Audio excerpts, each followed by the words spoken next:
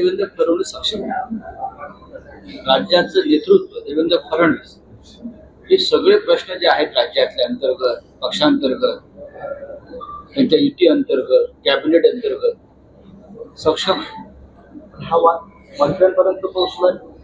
मंत्र्यांचे खून पडले तरी मला आश्चर्य वाटतं.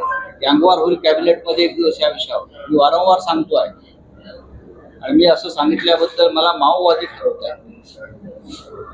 बरं, मी सत्य सांगतो, ज्या प्रकारचा संघर्ष कॅबिनेटमध्ये चालले, मग भुजबळ जे असतात इतर समाजाचे लोक असतात, ज्या प्रकारचं सरकारमध्ये जो संघर्ष टोकाचा स्वतः भुजबळ म्हणतात अराजक होईल, महाराष्ट्रात अराजक निर्माण होईल असं सांगणं हा सुद्धा माओवादच आहे नाही का?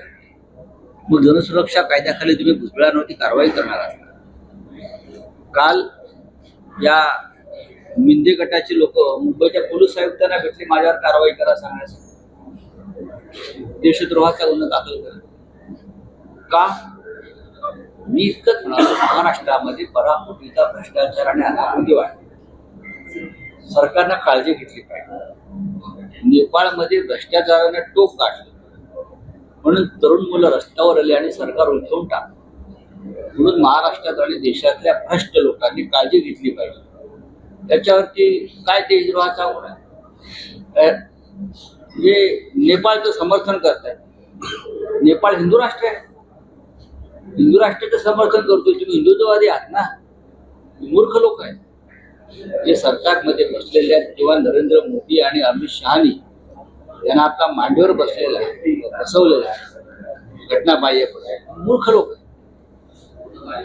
हे फक्त ठेकेदारांकडून पैशाचे व्यवहार करू शकतात आणि पैशाच्या माध्यमातून सत्ता आणू शकतात किंवा टिकवू शकतात. यांना जनतेने मतदान केलेलं नाही, एवढं मी वारंवार सांगतो.